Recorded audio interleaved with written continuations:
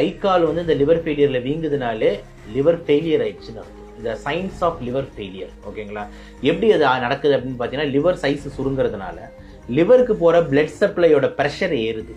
லிவருக்கு போகிற ரத்த குழாயோட சப்ளை வந்து போர்ட்டல் ஆர்டரி, போர்ட்டல் வெயின்னு சொல்லுவாங்க. அந்த போர்ட்டல் வெயினோட ப்ரெஷர் ஏறுது.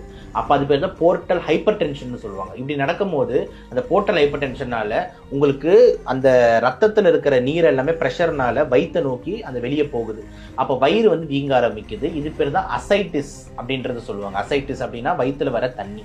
அப்புறம் வயிறு ஃபுல்லாக ரொம்பிடுச்சுன்னா அடுத்து தண்ணி எங்கே இறங்கும்னு பார்த்தீங்கன்னா, ஆண்களாக இருந்ததுன்னா அந்த விரைக்கு இறங்கும். ஓகேங்களா? அந்த பால்ஸ்ன்னு சொல்லுவோம்ல, அங்கே இறங்கி பால்ஸ் கூட பலூன் மாதிரி சைஸில், ஃபுட்பால் சைஸில் ஊதிக்கும்.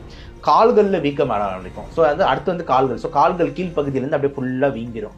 ஸோ ஆளே பார்த்தீங்கன்னா ஒரு நீர் ஓட்டம் அதிகமாக இருக்கிற மாதிரி காணப்படுவார். ஓகேங்களா? அந்த சைஸ் வந்து பார்த்தீங்கன்னா மஸ்குலர் கிடையாது, ஃபுல்லாக தசையாக மசிலாக இருக்காருன்றது கிடையாது.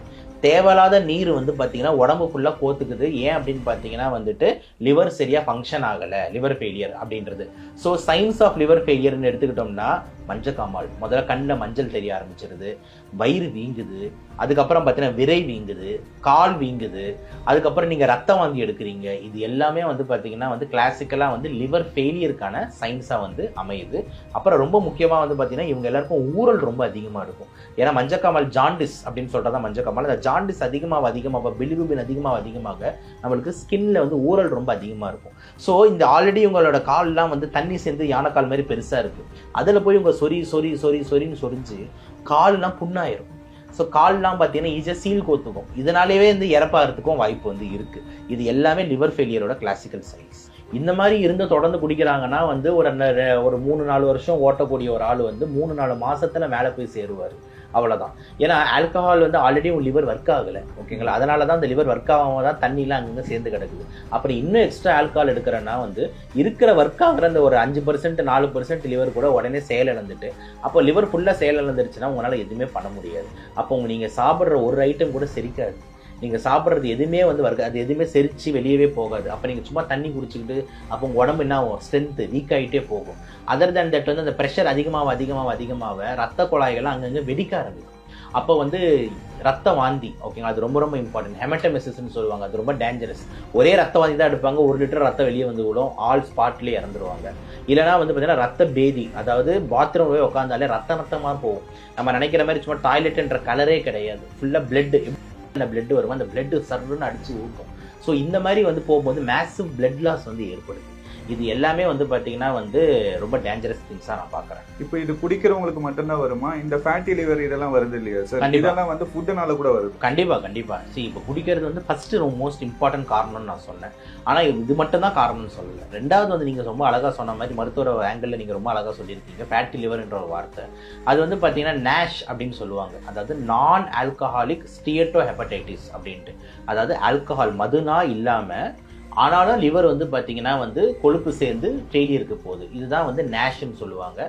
இதுக்கு முக்கியமான காரணம் வந்து நம்மளோட மோசமான லைஃப் ஸ்டைல். ஓகேங்களா? மோசமான லைஃப் ஸ்டைல் இந்த சென்ஸ் 2 ஃபேக்டர்.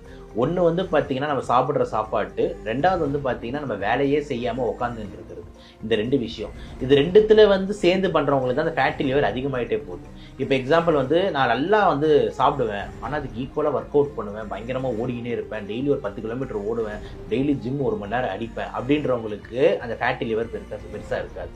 இன்னொரு ஆங்கிளில் வந்து பார்த்தீங்கன்னா வந்துட்டு நான் வந்து என்ன சொல்கிறது, நல்லா சாப்பிடுவேன் இஷ்டத்துக்கு, ஆனால் நான் வேலையும் செய்ய மாட்டேன், உட்காந்துனே தான் இருப்பேன் அப்படின்னும் போது உங்களுக்கு லிவரில் வந்து ஃபேட்டு கொழுப்பு சேர ஆரம்பிச்சுக்கிட்டே இருக்குது. ப்ளஸ் சாப்பிட்ற ஃபுட்டும் ரொம்ப ரொம்ப இம்பார்ட்டன்ட்டு. இப்போ நீங்கள் சாப்பிட்ற ஃபுட்லாம் வந்து பார்த்தீங்கன்னா ஹை குளுக்கோஸ் கண்டென்ட்டாக இருக்குது.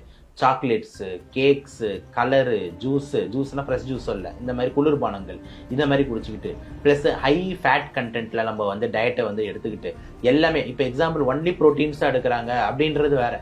ஆனால் நம்ம எல்லாம் மிக்ஸ் பண்ணி எடுத்துருவோம். ப்ரோட்டீன் எடுப்போம். ப்ரோட்டீன் அந்த சிக்கனும் பார்த்தீங்கன்னா வந்து பாயில்டு ப்ரோட்டீனாக இருக்காது. அதில் நல்லா மசாலா தடவி பழைய எண்ணெயில் ஒரு 10 வாட்டி அவன் பொரிச்சு எடுப்பான். அப்போ சேச்சுரேட்டட் ஃபேட்ஸ் அதிகமாக சேருது. ஆனால் அதே சிக்கனை நீங்கள் வந்து பார்த்தீங்கன்னா அந்த காரை தடவி நீங்கள் உங்கள் வீட்லேயே சும்மா கம்மி எண்ணெயில் வறுத்து எடுத்தீங்கன்னா அது ரொம்ப ஹெல்த்தியாக இருக்குது, ப்ரோட்டீன் கண்டென்ட் அதிகமாக இருக்குது. ஆனால் அது அப்படியே 65 மாதிரி எண்ணெயில் போட்டு அது எத்தனை நாள் எண்ணெய் யூஸ் பண்ணுறானே தெரியாது.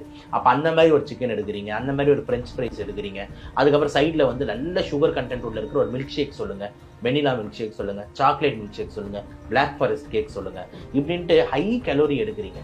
எடுக்கிற மெயின் ப்ரோட்டீன் ஃபுட்டும் ப்ரோட்டீன் இல்லாமல் ஃபேட்டாக மாறிடுது. அதுவும் நல்ல ஃபேட் இல்லாமல் கேவலமான ஃபேட் ஆகிடுது, சேச்சுரேட்டட் ஃபேட் ஆகிடுது. இந்த மாதிரி ஒரு காம்போவில் நீங்கள் சாப்பிட்டுக்கிட்டே இருக்கீங்க.